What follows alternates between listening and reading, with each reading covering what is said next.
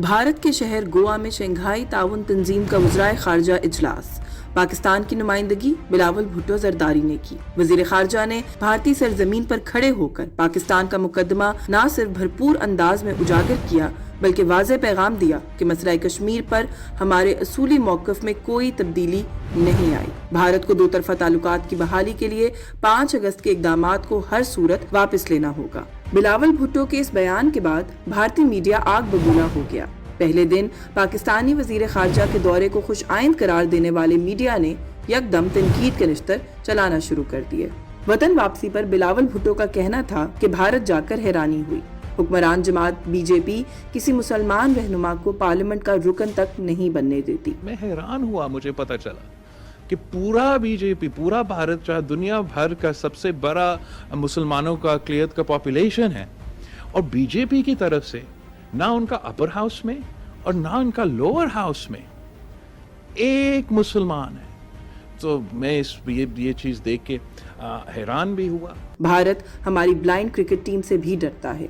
हमें खेल को सियासत और खारजा पॉलिसी से अलग रखना होगा। डिप्लोमेटिक पॉइंट स्कोरिंग के लिए दहशतगर्दी को बतौर हथियार इस्तेमाल नहीं करना चाहिए। पाकिस्तान में मौसमियाती तब्दीली के असरात, खित्ते में गुर्बत के खात्मे की जरूरत और सी पैक की अफादियत पर भी उन्होंने रोशनी डाली।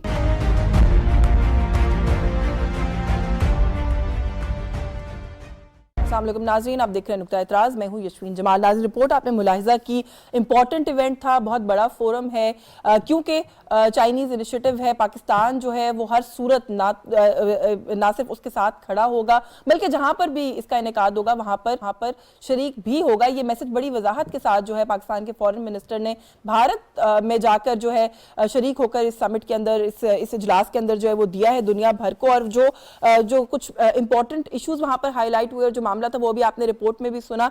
जो इंपॉर्टेंट बात है इसके अंदर अंडरस्टैंड करने वाली वो ये कि पाकिस्तान का जो असूली मौक़िफ़ है कश्मीर को लेकर, पाकिस्तानी वज़ीर ख़ारजा जो है उससे 1 इंच पीछे नहीं हटे बल्कि भारतीय सरजमीन पर खड़े होकर भरपूर अंदाज में जो अपना केस है, मुकदमा है, उसको दोबारा से असर्ट किया और ये कहा कि इसका सोल्यूशन जो है वो सिर्फ अक़वाम मुत्तहिदा की करारदादों के तहत ही हो सकता है। दहशतगर्दी पर भी बड़ी भरपूर गुफ्तगू की उन्होंने, जिसकी वजह से इस वक्त अगर आप भारतीय मीडिया को मॉनिटर करें तो वहाँ पर खासा शोर और हंगामा जो है वो आपको दिखाई देगा। ये वही मीडिया है जो जब बिलावल वहां पर तशरीफ लेकर गए थे तो उस वक्त बड़ा अप्रिशिएटिव था, लेकिन ये भी अब कुछ इंडिपेंडेंट लोगों की राय है कि भारतीय मीडिया भी तवक्को कर रहा था कि शायद ये जो शिरकत है इससे वो जो एक सर्द महरी ताल्लुकात में वो शायद खत्म हो सकती है। लेकिन जब उनके अपने फॉरेन मिनिस्टर ने मैं कहूंगी कि सफारती आदाब के बिल्कुल खिलाफ जाकर एक्ट किया तो फिर अब उन्होंने भी अपनी लाइन जो है वो तब्दील कर लिया। थोड़ा सा इस इशू पर बात करेंगे जो शंघाई कोऑपरेशन ऑर्गेनाइजेशन के सेशन वाला मामला, और एट द सेम टाइम बात करेंगे चीन, अफगानिस्तान और पाकिस्तान के दरमियान जो होने वाले मुज़ाकरात हैं उसके हवाले से भी जो मीटिंग्स ऑन गोइंग हैं। At the same time of course कुछ सियासी मामलात भी हैं इस वक्त मुल्क में, एक रैली का भी जिक्र है और कुछ और मामलात हैं कोर्ट से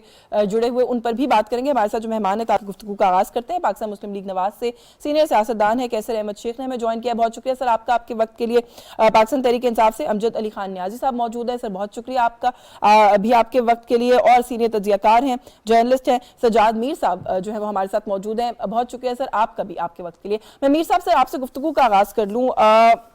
पाकिस्तानी वजीर खारजा की शिरकत, वहां पर उनका कंडक्ट, वहां पर जो कुछ उन्होंने कहा, वहां पर सबसे पहले उस पर आपकी राय इसलिए लेना चाह रही हूं कि पाकिस्तान के अंदर से भी सबसे पहले बड़ी कोई मुख्तलिफ डायमेंशन से हम देख रहे हैं कि तनकीद की जा रही है, जबकि इंटरनेशनल मीडिया अदरवाइज बहुत सराह रहा है बिलावल का जो अभी रिसेंट दौरा हुआ उसको।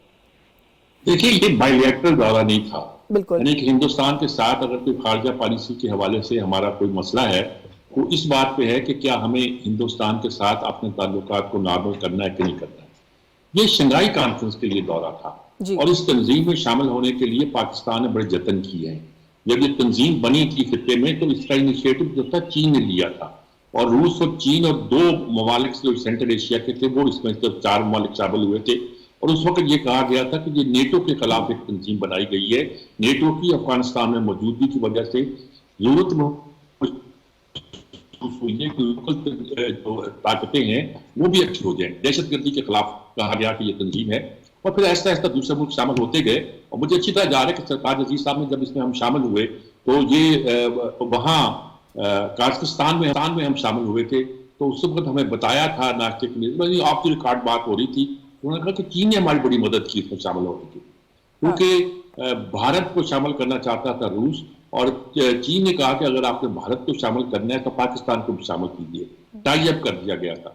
तो बड़े जतनों के साथ हम इस इत्तेहाद में शामिल हुए हैं, और जब ये इंपॉर्टेंस पकड़ता जा रहा है खत्ते के लिहाज से, इंटरनेशनल जो एक निज़ाम है उसके मुकाबले में ये इस पूरे खत्ते में इमर्ज कर रहा है और इंपॉर्टेंस इख्तियार कर रहा है, हम कैसे ये हो सकता है कि अगर उसका होस्ट भारत है, होस्ट का मतलब होता है कि कॉन्फ्रेंस किस मुल्क में हो रही है, तो हम इनकार कर देते। इनकार तो हमने करना नहीं था, और ये फैसला बिलावल भुट्टो ने नहीं करना था, दफ्तर खारजा ने करना था कि हमें जाना कि नहीं जाना, और दफ्तर खारजा ने दुरुस्त तौर पर फैसला किया कि हमें जाना चाहिए। ऐसे मौके पे कोई हुकूमत वाली प्राणी जो है वो ऐसी नहीं जाया ना करती। अच्छा, इसमें एक मीसा, इसमें एक एस्पेक्ट ये भी है, तनकीद करने वाले ये नहीं कह रहे कि आप जो है वो बिल्कुल एब्सेंस शो करते फोरम पे, वो कहते हैं जी वर्चुअली अटेंड कर लेते, भारत जाने की क्या जरूरत थी, बेशक मल्टीलैटरल फोरम है। देखिए बात सुने, कुछ चीजें होती है करने की। आज 35 अरब रुपया लगाया है जो जमहूरियत की माँ है, बरतानिया। आप रैली की बात कर रहे थे, मैं वो रैली देखता रहा जो बादशाह की बरतानिया में, लंदन में हो रही थी। किस्सा ये कि कुछ चीजें होती हैं उनकी कोई इंपॉर्टेंस होती है। शुरू में कि कौन से लोग हैं जो नहीं जाते थे, हमारे लोग जितनी अहम कॉन्फ्रेंस है उस पर जाते रहे। बड़े फख्र से कहते हैं हमारे इमरान खान भी कि वो गए थे, उन्होंने जून में जाके पाकिस्तान का मुकदमा पेश किया था। किसी ने नहीं उनसे कहा कि आप ये मुकदमा पाकिस्तान में वर्चुअल पेश कर देते। ये देखिए, वहां जाना, वहां बात करना, और बात करके उसका रिएक्शन अगर आता है, अगर किसी को ये तवक्को थी कि वहां जाकर पाकिस्तान और भारत के दरमियान ताल्लुकात जिसे कहा जाता बर्फ पिघलेगी, तो वो गलती पे थे। हम गए थे बायलैटरल कॉन्फ्रेंस में नहीं, बल्कि एक मल्टीलैटरल कॉन्फ्रेंस में जिसपे इंटरेस्ट है। क्रिकेट का मैच इंडिया में होता है तो जाते हैं, अगर वो ना बुलाए तो हम शोर मचा देंगे, उनको बुलाना पड़ता है। उन्होंने भी यही कहा कि हम होस्ट मुल्क हैं और हमारे लिए मजबूरी ये है कि उन पर इतराजात हो रहे थे कि आपने पाकिस्तान क्यों बुलाया। उन्होंने कहा कि भाई बात ये कि अगर हमारे यहाँ हम होस्ट हैं, हमारे यहाँ होगा तो हमें उनको बुलाना पड़ेगा। बिल्कुल ये सूरत हाल में देखना है कि बिलावल भुट्टो ने वहां क्या रोल अदा किया, कैसा रोल अदा किया। उन्होंने आपको टेररिस्ट कहा तो आपने खुद छोड़ा, आपने कश्मीर का मतलब छेड़ दिया। और वो अगर आप फख्र करते हैं कि हमने इस्लाम का नाम लिया था यूएनओ में, तो बिलावल फख्र कर सकता है कि मैंने कश्मीर के मसले का वहां जिक्र किया, वहां लोगों की बातें की है, वहां ये कहा है कि यहाँ तो कोई एक मुसलमान सीट पे नहीं है। अच्छा, मीडिया जब आता है, मुझे याद है आगरा के मौके पर जब मुशर्रफ गए थे तो हम भी 60-70 को लोग जो थे पाकिस्तान में साथ हैं, इमरान थे, तो उस वक्त मीडिया ने पकड़ लिया, उनको नहीं पकड़ लिया, हम लोगों को पकड़ लेते थे। और हम लोग भी होता है जो लड़ाई लड़ते थे, लड़ना चाहते थे, सिवाय एक आध के भी अब नाम लेना नहीं चाहता, महरूम हो गई है वो, उसके सिवा पाकिस्तान का कोई जर्नलिस्ट ऐसा नहीं था जो पाकिस्तान में कुछ भी कहता हो, लेकिन वहां उसका स्टांस वही था जो पाकिस्तानी होना चाहिए। इस वक्त हमारा स्टांस ये नहीं है कि बिलावल गया है, हमारा स्टांस ये होना चाहिए कि पाकिस्तान ने जो वहां गया, नुमाइंदगी की है, उसके लिए जरूरी था कि नहीं जरूरी था, और उसने जो जवाब दिए वो ठीक है कि नहीं ठीक है, ये बात करनी। चले इस पर भी बात करते हैं, और थोड़ा सा आपसे अगले राउंड में ये भी पूछूंगी कि एक मल्टीलैटरल फोरम के ऊपर भारत ने जिस तरीके से सिफारती आदाब का पास नहीं रखा, उस पर आपकी क्या राय है? इस वक्त हमारे साथ इंटरनेशनल अफेयर्स के एक्सपर्ट हैं प्रोफेसर डॉक्टर रिफत हुसैन ने हमें ज्वाइन किया। अस्सलाम वालेकुम सर। वालेकुम अस्सलाम। बहुत शुक्रिया सर आपके वक्त के लिए। और अभी कुछ गुफ्तगू आई थिंक आपने शायद सुनी भी हो सजाद मीर साहब की। हम लोग बात कर रहे हैं बिलावल भुट्टो साहब की शिरकत की एससीओ के अंदर। एक बायलैटरल सेशन नहीं था, मीटिंग नहीं थी, एक मल्टीलैटरल फोरम था जहां पर भारत से होस्ट कर रहा था। तनकीद एक तो बहुत हो रही है पाकिस्तान के अंदर, उस पर कमेंट कीजिएगा। और जो मैं अभी बात कर रही थी मीर साहब से, थोड़ा सा मैं चाहती हूँ आप जरूर उस पर कमेंट कीजिएगा कि एक मल्टीलैटरल फोरम के होस्ट मुल्क के फॉरेन मिनिस्टर का इस तरीके से सिफारती आदाब से हटकर किसी होस्ट मुल्क के फॉरेन मिनिस्टर को रिसीव करना और फिर गुफ्तगू करना बाद में भी, how do you look at that? जी शुक्रिया बहुत बहुत। मेरा ख्याल ये है कि जो लोग तनकीद करने वाले हैं वो अननेसेसरली इस मामले को क्रिटिसाइज कर रहे हैं। अब देखिए ना, अब जो तनकीद जो है वो खासतौर पे जो पीटीआई की तरफ से आ रही है, बल्कि मैं ये कहूँगा कि पीटीआई के एक सेशन की तरफ से आ रही है, तो उसके हवाले से तो वो तनकीद बहुत ही बेजा है और बहुत ही इर्रेशनल तनकीद है। क्योंकि जैसे कि भुट्टो साहब ने जाने से पहले भी अपना एक इंटरव्यू दिया था जिसमें उन्होंने कहा था ये मल्टीलैटरल फोरम है और उसके अंदर हमारी शिरकत जो है वो इस वजह से मुनासिब ये है कि हम वहां पे जाके एससीओ के फोरम के ऊपर, क्योंकि एक बहुत बड़ी तंजीम है और दुनिया की आबादी का तकरीबन 45% है, और उसके हवाले से जो हमारी शिकत में उसके अंदर बहुत बहुत ज्यादा बनती थी।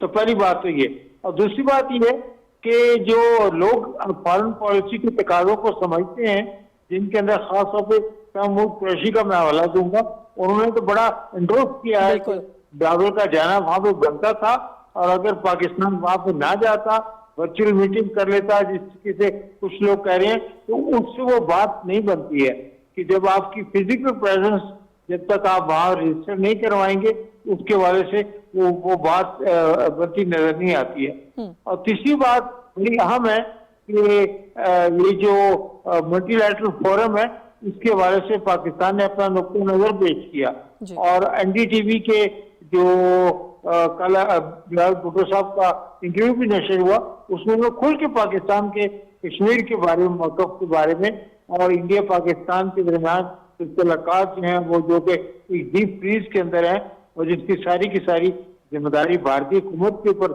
आयद होती है, उसके वजह से उन्होंने बड़ी खुल के बातें की है। तो मेरा नहीं ख्याल कि ये कहना कि बिलावल साहब वहां पे सैर तफरी के लिए गए थे, ये बड़ी एक नामुनासिब बात है, और he had gone there to represent Pakistan, तो उसके हवाले से मैं समझता हूँ कि ये बहुत ही ऐसा कदम।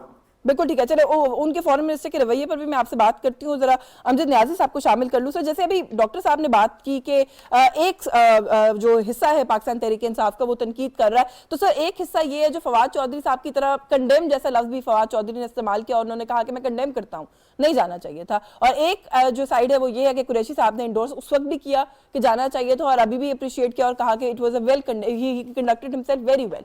आप सर किससे इत्तेफाक करते हैं? आपके ख्याल में जाना चाहिए था, नहीं जाना चाहिए था?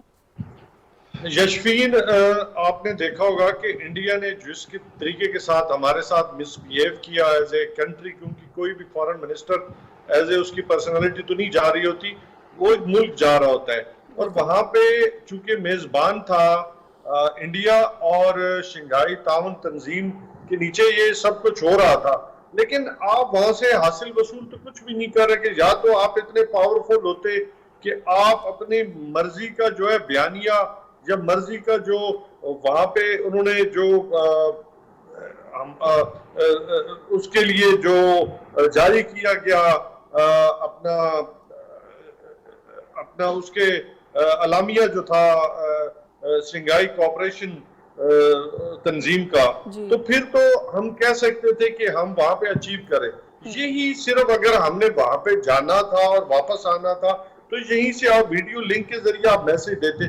एक तो आपने कश्मीर की कॉज को, क्योंकि हमारा एक जब से स्पेशल स्टेटस को खत्म किया है इंडिया ने, हमने कहा है कि न ट्रेड होगी और ना हम इंडिया से बातचीत करेंगे। तो सर, हमने इंडिया से बातचीत तो नहीं की, कोई बायलैटरल मीटिंग नहीं हुई, कोई बायलैटरल एक्सचेंज नहीं हुआ। मेरी बात मुकम्मल होने देना। जी जी। ना उन्होंने आज तक स्पोर्ट्स की मतलब कोई भी एक्टिविटी है, पाकिस्तान जहां पे इंटरनेशनल लेवल पे वो बाउंड है यहाँ पे आने पे, लेकिन वो नहीं आए। हमने वहां जाके वो जो हमारा एक असूली मौकफ था उससे बहुत धचका लगा है। आपको भी पता है, हमेशा डिप्लोमेसी में आपकी इवन बॉडी लैंग्वेज, आपका उठना बैठना, आपका हंसना, आपका इजाजत दे अगर न्यायी साहब इजाजत दे, सब नोट करते हैं। इजाजत दे अगर आपको, मैं फिर यही कहूंगी कि जब वो रशियन स्टेटमेंट वाला मामला अगर आपको याद हो, खान साहब वाला, और अमेरिका में जब बिलावल साहब से उसके हवाले से सवाल पूछा गया तो बिलावल साहब भी तनकीद कर सकते थे। उन्होंने कहा कि नहीं, वो वजीर आजम थे मुल्क के, उन्होंने जो कहा वो स्टेट पॉलिसी थी, मैं उसको ऑन करता हूँ, आई स्टैंड विद इट। आपको नहीं लगता कि आज आप लोगों को भी ग्रेस दिखानी चाहिए? जिस कश्मीर की आप बात कर रहे हैं, भारत की सरजमीन पर खड़े होकर बिलावल भुट्टो ज़रदारी आंखें दिखाकर अपने मौकफ को दोबारा दोहरा कर आए, स्पीचलेस करके आए उनके मीडिया को, थोड़ा सा तो क्रेडिट दे दे।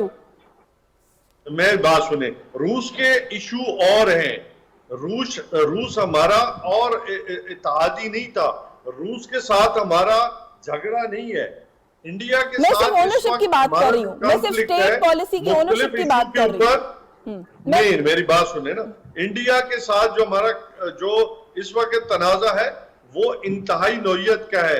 आपकी डेली बेसिस पे लाइन ऑफ कंट्रोल पे वायलेशन होती है, आपके ऊपर अटैक आता है, आपको पुलवामा इशू के ऊपर आपको एम्बैरस करने की कोशिश की इंटरनेशनल लेवल पे, जहां पे उनके जो हैंडलर्स थे इवन वो पाकिस्तान में बलोचिस्तान से पकड़े गए, डेली बलोचिस्तान के अंदर जो है दहशतगर्दी हो रही है। तो आपको बहुत सारे मामलात को डिप्लोमेसी मैं कैसे अहमद शेख साहब को गुफ्तगू में शामिल कर लूं, मैं कैसे अहमद शेख साहब को गुफ्तगू में शामिल कर लूं सर, लेकिन नहीं सर, लेकिन जो आप दहशतगर्दी की बात कर रहे हैं, जो आप अटैक्स की बात कर रहे हैं, मुंबई अटैक की बात हो, अदरवाइज टेररिज्म के इशू की बात हो, बिलावल भुट्टो जरदारी ने जो वहां पे इंटरव्यू दिया है, अभी तक इस वक्त तक भी भारतीय मीडिया जो है ना वो it's reeling from its effect. मेरी बात सुनिए ना, उनसे बर्दाश्त नहीं हुए वो जवाब, लेकिन आप जो है वो अप्रिशिएट नहीं करेंगे, आप तनकीद करें। भारतीय मीडिया, मेरी बात सुने, भारतीय मीडिया पे आपको कितना वेट मिला है?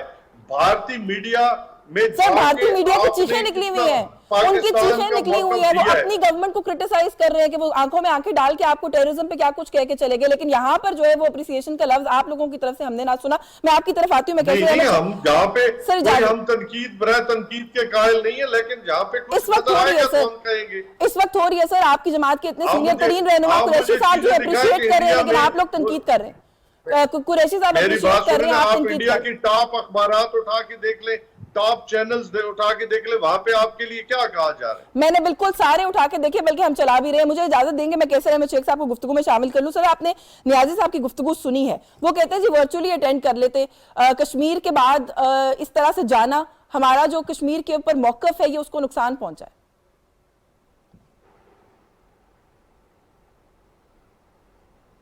बिस्मिल्लाहिर्रहमानिर्रहीम।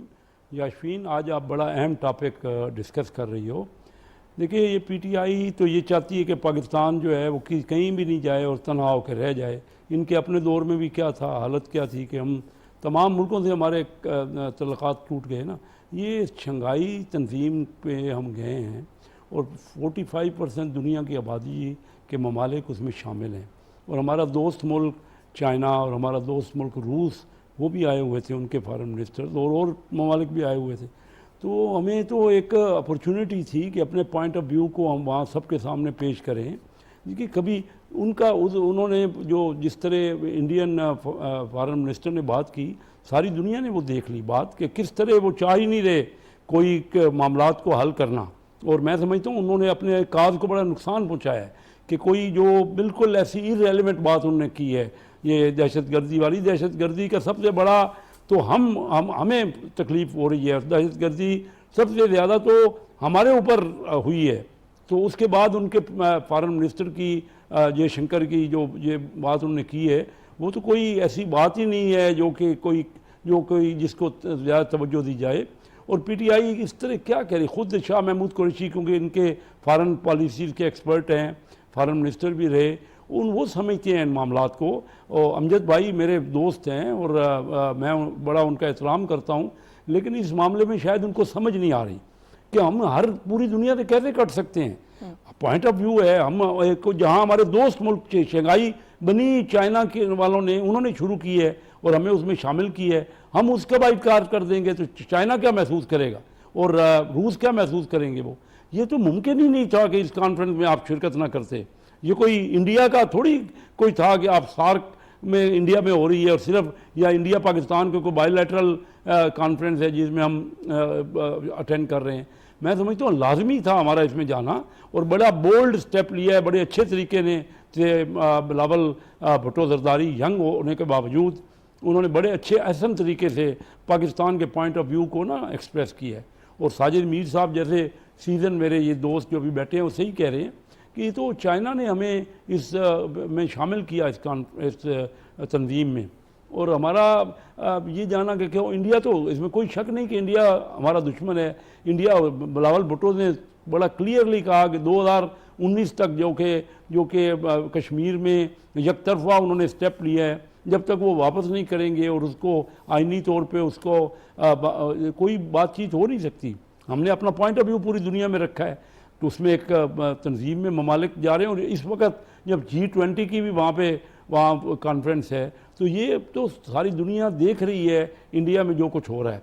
तो मैं समझता हूँ कि बड़ा अच्छा मौका था और लाजमी हमें अटेंड करना चाहिए था। बिल्कुल ठीक है। G20 कॉन्फ्रेंस पे जो जहां पर वो करवा रहे हैं और जो मामला उसको लेकर भी इस वक्त खासी जो है वो कंट्रोवर्सी चल रही है, इस पर भी बात करते हैं। कुछ जिस तरीके से उनके फॉरेन मिनिस्टर ने खुद को कंडक्ट किया उस पर भी मैं बात करूंगी। सजाद मीर साहब की तरफ ही सवाल लेकर जाएंगे, लेकिन एक ब्रेक का कहा जा रहा है, ब्रेक से वापस आकर हमारे साथ रहिए।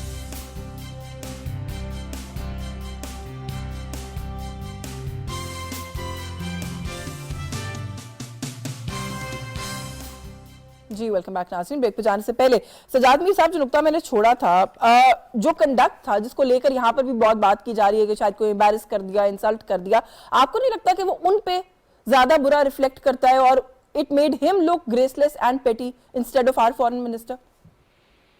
देखिए, बात की जो उनका फॉरेन मिनिस्टर है उसका एटीट्यूड कोई डिप्लोमेटिक एटीट्यूड नहीं नजर आ गया कि वो डिप्लोमेटिक एटीट्यूड नहीं है, बल्कि बिल्कुल एक शॉविनिस्टिक अप्रोच जो इंडिया के लोगों की है वो जाहिर होती थी। इसमें यह भी पता चलता था, बिलावल ने ये तक कह दिया कि भाई आपके तो पार्लियामेंट में एक ही मुसलमान रुकन नहीं है, ना अपर हाउस में ना लोअर हाउस में। आप बीजेपी क्या कर रही है? उसके किसकी कोई इलेक्टेड आदमी मुसलमान ही नहीं है, कोई और स्वाई हिंदुओं के और दूसरा आप रखते नहीं है। तो बातें तो अच्छी बुरी जैसे भी की जाती है, हमें डिप्लोमेटिकली करनी चाहिए। अहमियत इसकी ये है कि इसके मैंने जैसे कहा कि इनिशिएट चीन ने की थी, हमें बनाया मेंबर इसका चीन ने। रूस के साथ हमारे जो ताल्लुकात बन रहे हैं वो भी इसी वजह से बन रहे हैं। अब शंघाई तंजीम का इंपॉर्टेंस ये देखें कि उसके फौरन बाद चीनी वजीर खारजा पाकिस्तान आए वहां सीधे, यानी वहां हम हिंदुस्तान के मेहमान नहीं थे, हम वहां चीन के एक जो अदारा बनाया हुआ है जिसको वो इनिशिएट कर रहा है, उस कॉन्फ्रेंस में गए थे। अहमियत यह है कि इस वक्त जो अमेरिका है वो कह रहा है कि जी इंडिया का कोई जिक्र नहीं था आज से 1 साल पहले दुनिया की बड़ी इकोनॉमीज पे, अब वो नंबर 3 पे कह रहे हैं कि वो है। नंबर 2 पे चीन आ गया, उन्होंने कहा 3 पे इंडिया है, अब वो उनको अहमियत देना चाहते। हमारे लिए चीन की बड़ी इंपॉर्टेंस है, और चीन जब पाकिस्तान में उनके वजीर खारजा आए हैं, अफगानिस्तान के साथ जो हमारे मुज़ाकरात अफगानिस्तान, चीन और पाकिस्तान के हो रहे हैं, दे आर वेरी इंपॉर्टेंट। चीन ने ही ईरान और सऊदी अरब की दोस्ती कराई है, जबकि सऊदी अरब अमेरिकन ब्लॉक का एक हिस्सा समझा जाता है। ये सारा सिनेरियो जो है समझने वाला सिनेरियो है। इसमें देखिए, माजी में हमारे जो फॉरेन पॉलिसी के माहिरीन थे वो दुनिया में माने जाते थे, हमारे सफारतकार भी, हमारे फॉरेन ऑफिस भी एक बहुत एस्टेब्लिश। दुनिया में कहीं कोई ड्राफ्टिंग होती थी यूएनओ में तो आमतौर पर यही खबर आती थी कि पाकिस्तान के फलां सफारतकार जो है उसने इसकी ड्राफ्टिंग की है। आगा शाही तक आते आते हमारे एक लाइन है, एस के देलवी, आगा शाही, आगा हलाली और पता नहीं क्या क्या नाम आते हैं जो बड़े नाम थे। वहां यूएनओ में जाके हमारे जो बोलने वाले थे, पतरस पारी, जैमुल शाह बुखारी से लेकर, मैं नाम देता चाहता, लोग उसमें मुब्तला हो जाते हैं, सज्जाफुल्लाह खान और जुल्फ़िकार भुट्टो तक ने तकरीबन से ये साबित किया था कि हम सफारतकारी के महाज से बड़े डट कर बात करते हैं, और जब सफारतकारी का मसला आ जाए तो उस पर हमें पार्टीजन नहीं होना चाहिए। मेरा ख्याल में शाह महमूद कुरैशी ने बड़ी जिम्मेदारी का बयान दिया। फवाद चौधरी जो है ना, वो मुझे हंसी आती है, पुराने हमारे जाने वाले हैं, दोस्तों मैं कहता हूँ उन्हें, वो उनका एक स्टाइल, एक सियासी चुटकला छोड़ना और आगे चले जाना शेख रशीद की तरह। मुझे हैरानी है कि पार्टी पीछे लग जाती बहुत से लोग उठ के। आप शाह महमूद कुरैशी आपके वाइस चेयरमैन है, आप उनकी बात क्यों नहीं सुनते? उन्होंने बड़े सलीके से बात की क्योंकि वो फॉरेन अफेयर जानते थे। बिल्कुल, जैसे आपने कहा ना, डिप्लोमेसी को, सिफारतकारी को सियासत से अलग रख के डील करना चाहिए और ट्रीट करना चाहिए। बल्कि if I am not wrong तो असद उमर साहब ने भी बड़ी पॉजिटिव ट्वीट की हुई थी कि कुछ इश्यूज ऐसे हैं हमारे अंदर के, जैसे भी मामला हो इन पर हम मुत्तहिद होंगे, नजर आएंगे। तो मेरा ख्याल है जो इस तरह के सीनियर एलिमेंट्स हैं उनकी लाइन को अगर फॉलो किया जाए तो it would be better in the interest of the country. Doctor Rifat Hussain साहब, आप मौजूद हैं सर हमारे साथ?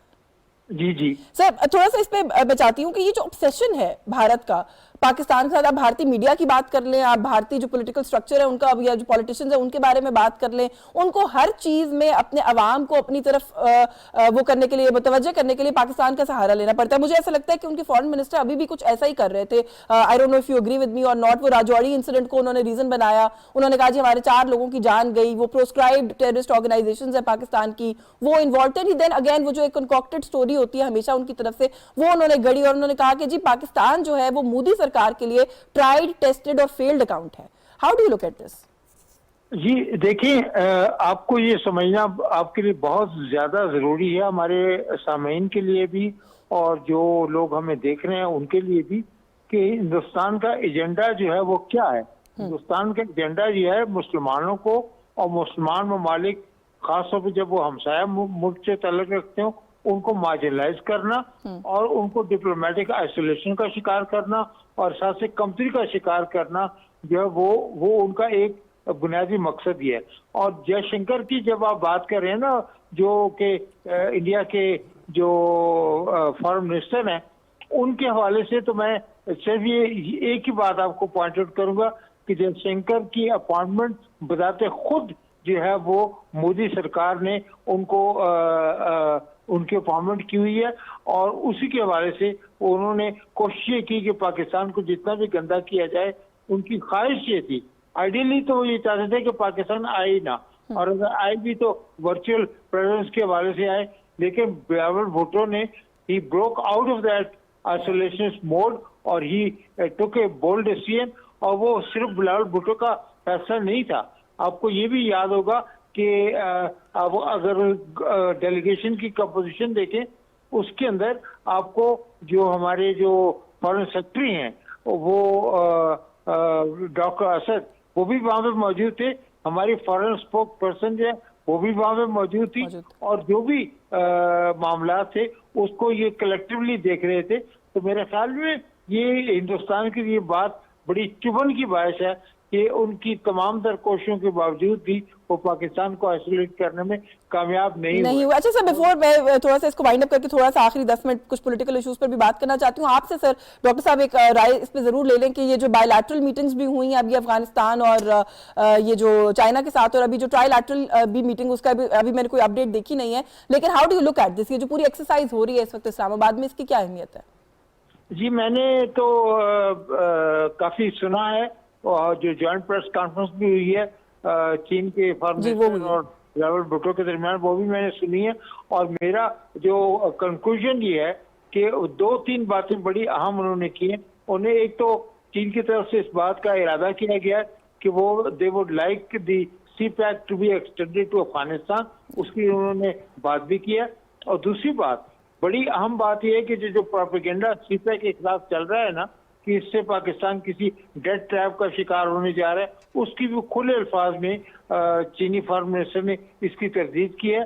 और तीसरी बड़ी अहम बात यह कि उन्होंने इस बात का इरादा किया है कि ये तीनों ममालिक यानी जिसमें पाकिस्तान, अफगानिस्तान और चीन शामिल है, उनकी मुश्तरका कोशिश ये है कि किसी तरीके से अफगानिस्तान के अंदर पीस और अमन और जो क्रॉस बॉर्डर टेररिज्म का इशू है उसको किसी इस तरीके से टैकल करें कि वो अफगानिस्तान की हुकूमत भी वहाँ पे मौजूद रहे, और जो वहाँ से दखल अंदाजी हो रही है, PDP को सैंक्शंस दी गई हैं, उसके वजह से भी बिलावल भुट्टो ने बड़ी स्ट्रॉन्ग स्टेटमेंट दी है। तो मैं समझता हूँ इस कॉन्टेक्स्ट के अंदर इस ट्राइलैटरल मीटिंग की अहमियत है बहुत बढ़ जाती है। बिल्कुल ठीक है, और ये बात तो इसमें कोई दो राय नहीं। हमेशा हम ये बात करते हैं कि एक पुरअमन, महफूज, तरक्की करता हुआ अफगानिस्तान जो है वो इस पूरे खित्ते के हक में। आपका बहुत शुक्रिया डॉक्टर साहब, आपने प्रोग्राम में हमें वक्त दिया। मैं अमजद न्याजी साहब, एक ब्रेक भी लेनी है, लेकिन ब्रेक से पहले थोड़ा सा sir, since you are here with us, ये जो आप लोग रैलीज कर रहे हैं, ये कोई मैं भी देख रही थी कि एक घंटे के लिए अपने अपने शहरों में बाहर निकलें, कुछ थोड़ा सा सर समझाएंगे हमारे नाजरीन के लिए कि किस बात पर प्रोटेस्ट करना आपका राइट है प्लीज, वो क्योंकि फिर आप जो है वो नाराज हो जाते हैं। मैं ये क्वेश्चन नहीं करी, I just want to understand कि आप लोग किस चीज पे अभी इस वक्त प्रोटेस्ट कर रहे हैं। यशवीन, आज अल्हम्दुलिल्लाह पूरे पाकिस्तान के अंदर हर शहर, छोटे बड़े, गांव, करिया इवन रूरल एरिया के अंदर लोगों ने रूल ऑफ लॉ के साथ खड़े होके ये साबित किया है कि पूरा पाकिस्तान एक तरफ है, और इम्पोर्टेड गवर्नमेंट का टोला जो है जो सिर्फ ऑब्स्ट्रक्ट करना चाहता है, कानून के आगे रुकावटें डालना चाहता है, और कानून को वो क्या कहते हैं मोम की नाक जो है वो बनाना चाहता है।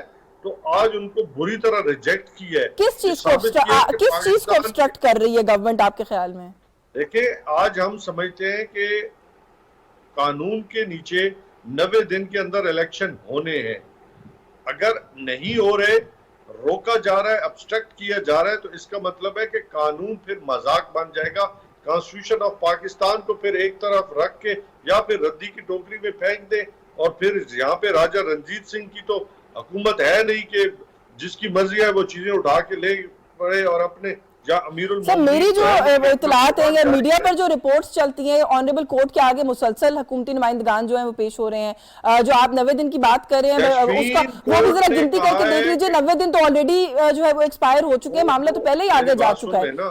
जी मेरे भले एक और बात सुने कि 90 दिन के अंदर अगर स्केड्यूल आ जाता है और वो एक तारीख सुप्रीम कोर्ट ने तयन कर दिया है, अपना उसका फैसला आ चुका है, तो या तो उसको आप कॉन्स्टिट्यूशनल अमेंडमेंट लाएंगे असेंबली के अंदर, या फिर जब मावराए आइन आप हुकूमतें चलाएंगे, आज निगरान हुकूमतों की, मुझे आप बता दें, कोई ऐसी शिक बता दें, कोई आर्टिकल बता दें। मैं वैसे आपको एक, मैं सर मुझे शिक और आर्टिकल तो नहीं पता, मैं कानूनदान नहीं हूँ, लेकिन आपको एक बड़ी दिलचस्प बात बताऊं अगर आप इजाजत दें, आपको एक बड़ी दिलचस्प बात बताऊं अगर आप इजाजत दें।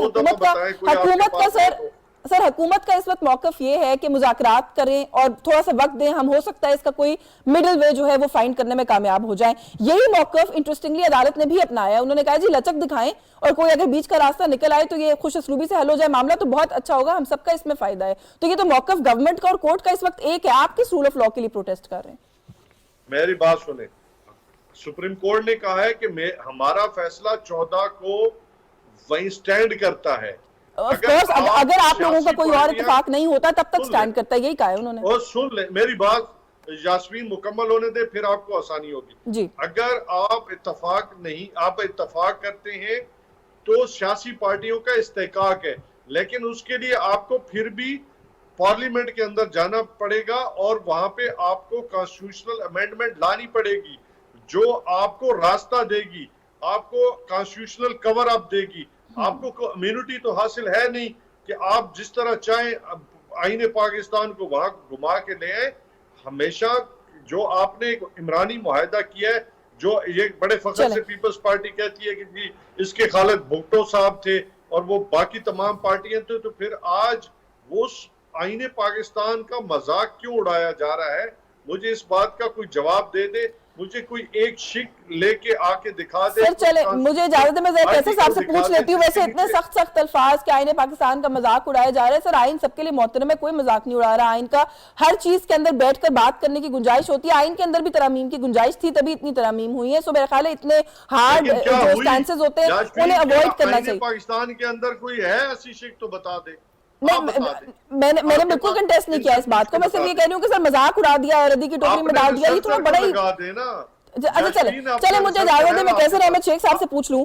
मैं जो कैसर अहमद शेख साहब आपसे बात अंडरस्टैंड करना चाहती हूँ। सर कोर्ट में भी ख्वाजा साद रफीक साहब ने ये मौकफ अपनाया कि हमें कुछ वक्त दिया जाए, शायद कोई गुंजाइश निकल आए। मुज़ाकरात में वक्त लगता है। फारूक एच नाइक साहब ने भी यही कहा कि मुज़ाकरात से या लचक दिखा के मसला हल करना है तो इन चीजों में वक्त दरकार होता है। I agree with that. लेकिन मैं फिर भी सवाल ये पूछना चाहती हूँ कि आप लोगों के मुज़ाकरात हो रहे थे, पाकिस्तान तहरीक इंसाफ ने एक तरफा रिपोर्ट जाके सुप्रीम कोर्ट में जमा करा दी। जो मामला था मेरे हिसाब से तो वो फिलहाल पॉज का बटन दब गया, वो रुक गया है वहां पर। हुकूमत जो है पाकिस्तान मुस्लिम लीग नवाज खास तौर पे, आप लोग किस चीज पर पुरुमीद हैं अभी भी? क्या आप समझते हैं कि कोई सियासी सलूशन निकल सकता है? वो तो सड़कों पे निकल के प्रोटेस्ट करना शुरू हो गए हैं।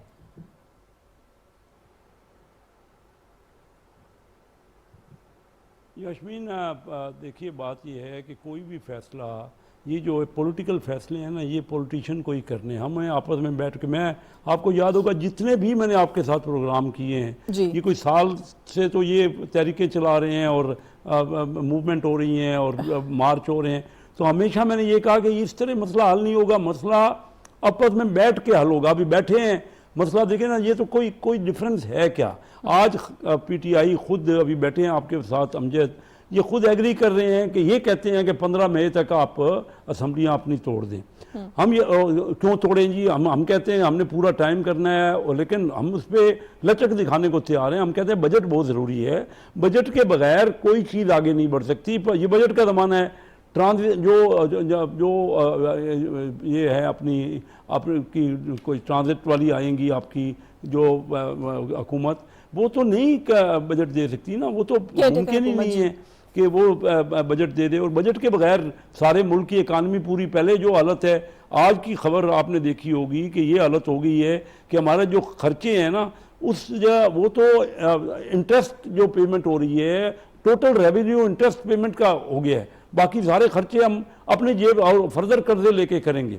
इन हालात में एक इलेक्शन आप आज करवा दें, एक इलेक्शन आप 2-3 महीने बाद करा दें, तो यही काम होता रहेगा कि इलेक्शन ही होते रहेंगे और हमारी मुल्क जो है नहीं अफोर्ड कर सकता। मैंने तो आज से 1 साल पहले कहा था कि हमारी इकानमी वेंटिलेटर पे है, तमाम मुल्क के डॉक्टर जो है उसको वेंटिलेटर से निकालने के लिए मिल के काम करें ताकि उसके कोई आगे बढ़ा जा सके।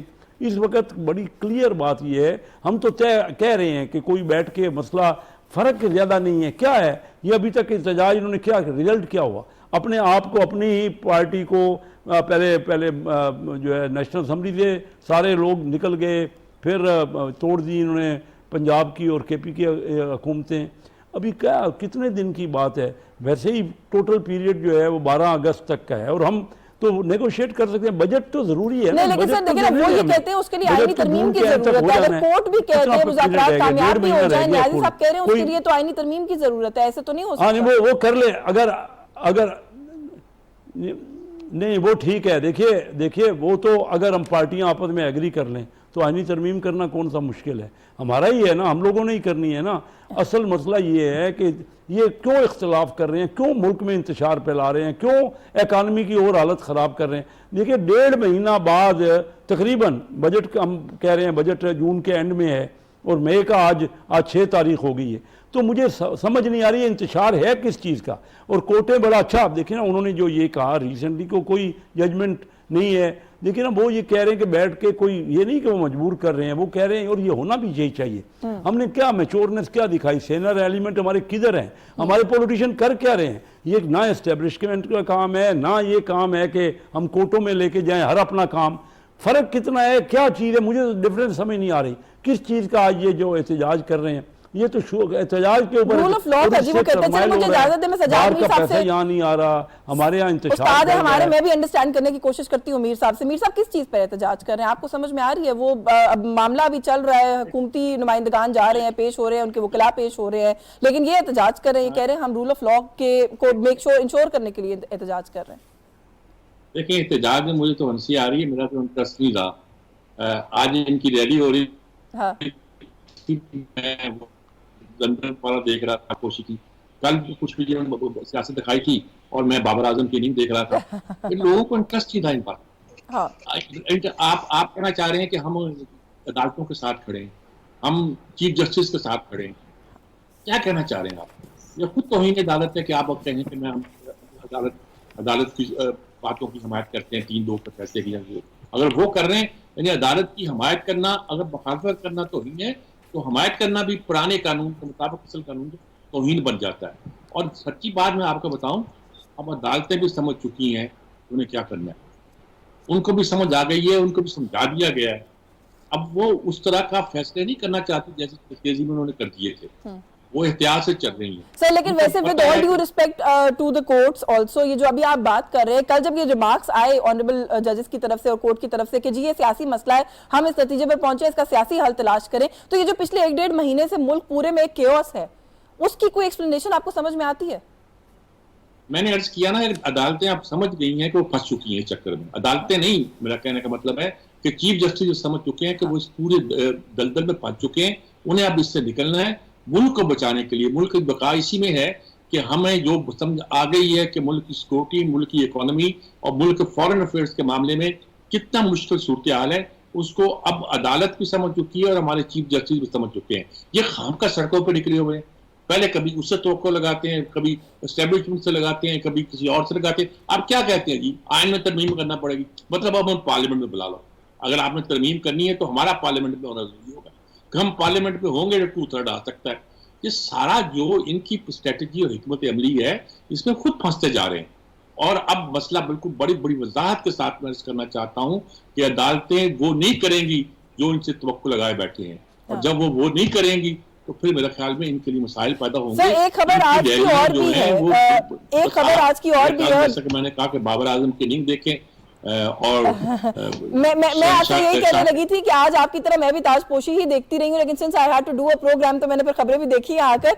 ये एक खबर आज की और भी है जिसके अंदर खान साहब आपको पता है कोर्ट्स में पेश हो रहे हैं मुख्तलिफ केसेस को लेकर, 4 मुख्तलिफ मुकदमात में मजीद भी उनको तलब किया गया है। और ये एक नाम आया जी, वो कहते हैं ये नईम पंजोता साहब हैं, अटॉर्नी हैं, इनको नामजद कर दिया गया और क्योंकि मेरी कोई निजी मसरूफियात हैं तो मैंने पावर ऑफ अटॉर्नी दे दिया, मेरी जगह ये पेश होंगे और मेरी नुमाइंदगी करेंगे। I am not a legal person. Sir आप रहनुमाई कर दें कि क्या ये एक नॉर्मल तरीका है, इस तरीके से होता है? देखें, इन्होंने बड़ी कोशिश कर ली है अदालतों से बचने की, अदालतों से कराने की, खासतौर पर उन केसों के बारे में इन केसों से बचना मुश्किल है। तोशा खाना का केस, फॉर्म फंडिंग का केस, टैरिन का केस और बहुत सारे केसेस हैं जिनको जवाब इन्हें देना पड़ेगा। अब तो वो इनकी शादी निकाह का मसला भी जेर गौर आ गया है, उनसे ये बच नहीं सकते। बचने के लिए इन्होंने जितने पापड़ बेले थे बेच दिए, सजा से बचने के लिए, जेल से बचने के लिए, क्योंकि ये एक रात नहीं गुजार सकते।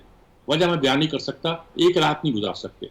और जब चंद दिन ये जेल में रहे थे तो जो उस वक्त की, मैं अब उस बात में जानना चाहता, पोलिटिकल हो जाएगी जरा, मैं अर्ज ये करना चाहता हूं कि अब सूरत वो नहीं है जो समझी जा रही है। इनको नजर आ रहा है कि अब अदालतें उस तरह इनको रिलीफ नहीं दे पाएंगी जिस तरह अभी पिछले 5, 7, 8 महीने में देती आई हैं। इसलिए दे नहीं पाएंगी कि उनको भी रियलाइज हो गया है या उनको भी समझा दिया गया है कि मुल्क किस सूरत हाल से दो चार है, हमारी इकोनॉमी, हमारी सिक्योरिटी, सब कुछ एट स्टेक है। और अगर आपने मुल्क की पॉलिटिक्स को इस रास्ते पर डाल दिया कि मुल्क का आइन भी आपने तोड़ के रख दिया, तो फिर कुछ नहीं बचेगा। सर ब्रीफली एक चीज और भी, एक आखिरी चीज पे ब्रीफली कमेंट कर दीजिएगा। इस पर भी मायूसी होगी, अब आपको जवाब भी देने पड़ेंगे और आपको अपनी ताकत के जोर, अब क्या 14 तारीख को क्या इलेक्शन करा लेगी गलत कहने पर? मैं असल में अब आपसे ये पूछना चाह रही हूँ, सवाल ये करना चाह रही हूँ कि 14 मई वाला मामला अब आपको कहाँ, सर 6 तारीख तो आई थिंक आज 6 तारीख है, 6 तारीख तो हो गई, कोर्ट ने कल कह दिया कि 14 मई की तारीख बरकरार है। अब ये तारीख तो बरकरार है, इलेक्शन को मजाक तो नहीं है सर? आपको कहीं इलेक्शन की तैयारी दिखाई दे रही है? आपको क्या इलेक्शन कमीशन की कोई तैयारी दिखाई दे रही है? तो 14 मई को सर फिर क्या होगा? पिछले एक हफ्ते से अदालतें जो कुछ कह रही हैं ये फेस सेविंग कर रही हैं। एक दिन वो कहती हैं सख्ती से हम करेंगे, ये करेंगे, लेकिन अगले दिन जब कार्रवाई सुनती हैं तो कोई और कार्रवाई सुन रही होती है, उनको पेंडिंग कर दिया जाता है। आप अदालतों की ये सारे रवैये को मेरी इस बात के तनाजुर में देखें कि उनको समझ आ गई है या उनको समझा दिया गया है इसमें इस वक्त मुल्क की जरूरत क्या है, और शायद अब इनको जो तवक्को उनसे पैदा हुई थी और लगता है कि वो अब टूटी जा रही है, जिसके लिए ये रैलियां दिखा रहे हैं कि हम अदालतों के साथ करें, प्लीज हेल्प अस। अदालतें कोई हेल्प नहीं करेंगे, अब कोई हेल्प नहीं होगी सर, वक्त हो गया, वरना मैं मजीद जरूर बात करती। बहुत शुक्रिया आपका सजाद मीर साहब, आपके वक्त के लिए। अमजद अली खान नियाजी साहब बहुत शुक्रिया आपका, आपने प्रोग्राम में वक्त दिया। कैसर अहमद शेख साहब के शुक्रगुजार हैं, डॉक्टर रफत हुसैन हमारे साथ रहे, उनके शुक्रगुजार हैं, प्रोग्राम में उन्होंने आज वक्त दिया नुक्ता एतराज से। आज के लिए बस यही कुछ। यशवीन जमाल को इजाजत दीजिए, अल्लाह हाफिज।